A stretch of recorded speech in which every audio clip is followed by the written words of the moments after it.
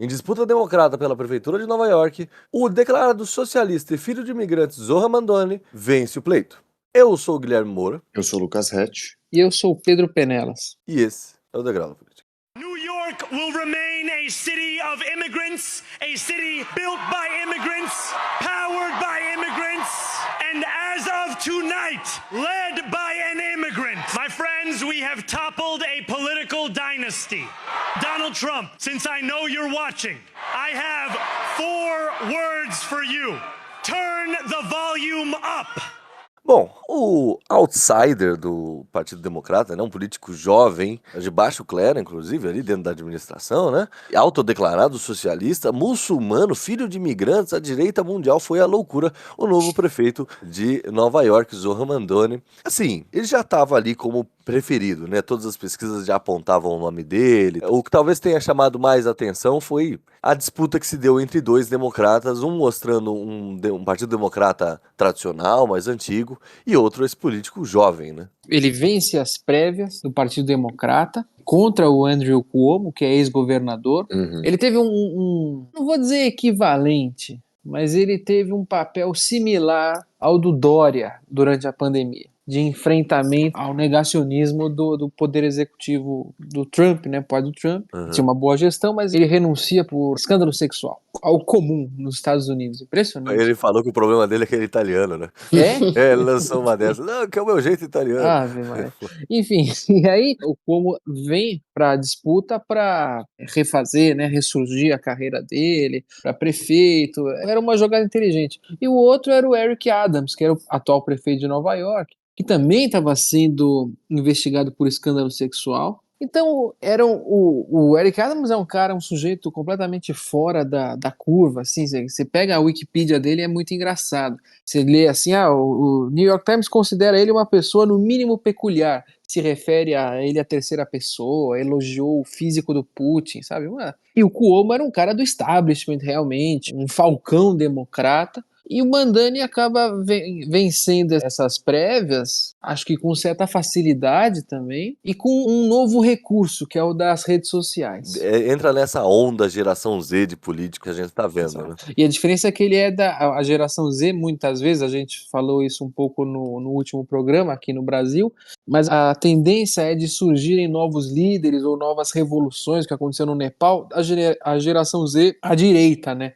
O Mandani é uma geração Z da esquerda. Aí será que não é aquele comentário que a gente fez sobre a Bolívia uns programas atrás? Era improvável que existisse uma alternativa republicana em Nova York, por ser uma cidade tão democrata e etc e tal. Então por isso essa disputa só poderia se dar dentro do Partido Democrata, entre figuras democratas, né? Realmente os outros movimentos são mais à direita e tal, têm preferido políticos à direita, mas talvez é porque esses políticos sejam anti-establishment, outsiders, etc e tal, que é meio Mandani também, né? Ele foi apoiado, né, pela governadora de Nova York. Ela escreveu um artigo para o New York Times em setembro desse ano, endossando a candidatura dele, o que mostra também uma reconversão dentro do Partido Democrata de Nova York. Mas assim, eu concordo com o Guilherme, eu acho que aí também tem muito o caldo cultural que permite esse tipo de candidatura surgir. Nova York e Califórnia talvez sejam os dois estados onde esse tipo de candidatura mais possa prosperar dentro da estrutura democrata. Mas ao mesmo tempo, o que me chama a atenção, e claro, a gente é muito cedo para discutir quem vence, quem perde, quer dizer, é óbvio quem vence, quem perde, mas eram eleições que eram muito marcadas aí, até expandido para fora de Nova York, pela probabilidade alta dos democratas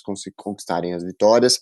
Eu acho que a expressividade das vitórias, contrastando um pouco com os números apresentados em alguns condados e municípios nas eleições presidenciais do Trump, é que chamou um pouco a atenção negativamente para a administração trumpista. Mas eu acho que a principal notícia dessa vitória é a questão do custo de vida, porque já é uma derrota que o Trump sofreu nas eleições onde ele concorreu à reeleição e foi derrotado pelo Biden, e que parece voltar a erodir um pouco a base trumpista estabelecida nas últimas eleições, porque existem muitos eleitores indecisos ou eleitores que flutuam aí suas preferências eleitorais, seja votando em um ou outro candidato ou até não comparecendo ao pleito, se mais identificados com democratas ou republicanos, que é diretamente impactado por uma economia que apresenta sinais trocados na sua própria condução, né? A gente vê a questão dos juros, da inflação e do emprego como dados meio incertos nessa administração do Trump, tanto do ponto de vista da qualidade dos dados gerados, isso é um debate que tem tido nos Estados Unidos, até pela campanha sistemática de perseguição a algumas pessoas que divulgam dados contrários,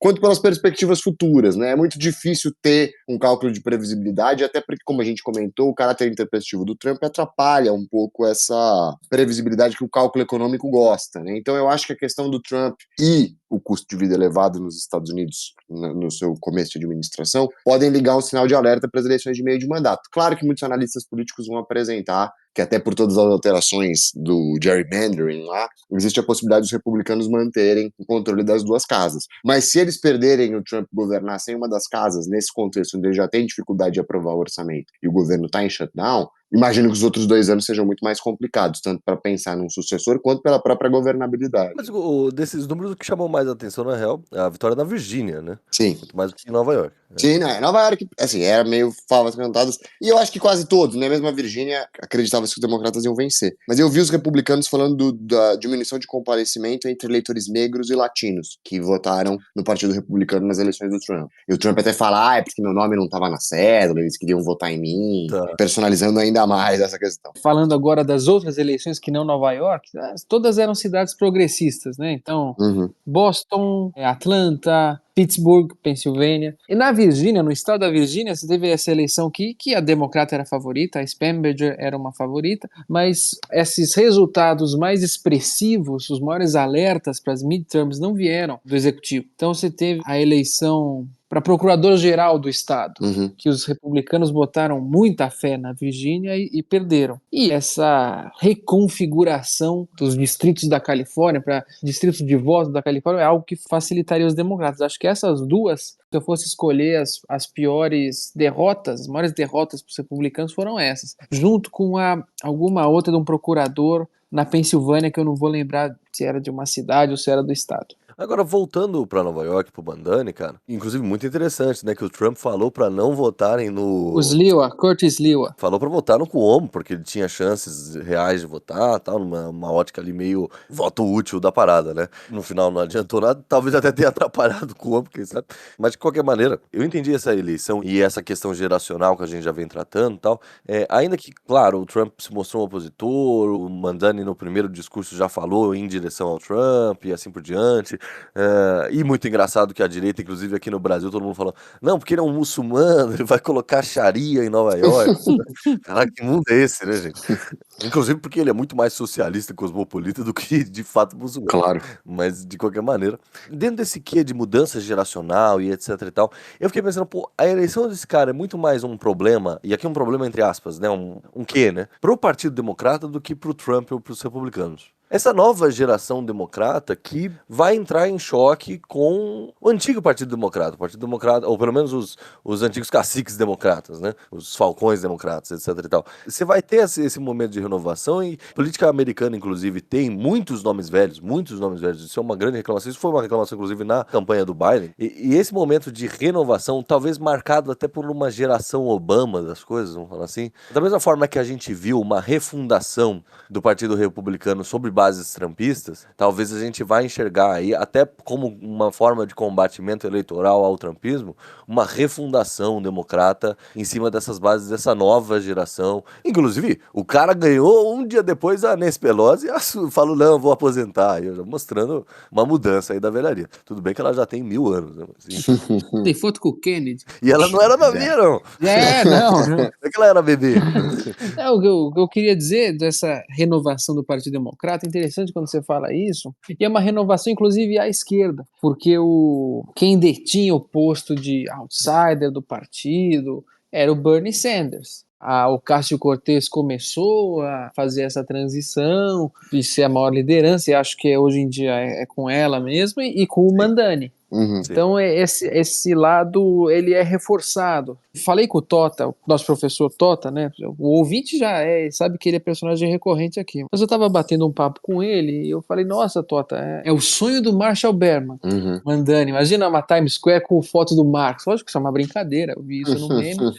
Mas ele falou, os republicanos e os democratas, exatamente o que você falou, Guilherme, estão batendo cabeça para entender o fenômeno do Mandani. E aí, quando você fala o principal problema é dos democratas, eu concordo, o problema maior é com eles, porque eles não entendem, e isso quem fala é o nosso, comentarista do Estadão, professor da PUC lá, que nós já vimos bastante palestra com ele, não sei se o Rett chegou a ter aula com o Leonardo Trevisan, chegou a ter na graduação? Sim. Ele falou assim, sabe por que a Kamala Harris vai perder? Porque ela não sabe o que é isso. E aí ele pegou o celular, assim. Uhum. E eu concordo, acho que esse foi um grande defeito da campanha da Kamala, era um grande defeito do Joe Biden, e o Mandani conseguiu furar essa bolha, né? E concordo plenamente com o que o Rett fala, que mais o estado é uma cidade super progressista, nesse sentido ele não interfere diretamente numa popularidade do Trump, não é isso que a gente está falando aqui, mas eu acho sim que ele traz uma nova capacidade do partido de dialogar na rede social. Eu acho que em questão de política de timeline, né, que a gente fala muito associado à direita, ele é um dos primeiros quadros que consegue fazer esse debate à esquerda, né? Claro, ele pode apresentar um grande ponto de interrogação em relação ao futuro do Partido Democrata, mas pelo menos é uma possibilidade do partido entender como melhorar a sua própria comunicação, né? E claro, ainda assim é uma comunicação muito voltada para um eleitor que já quer votar nos democratas,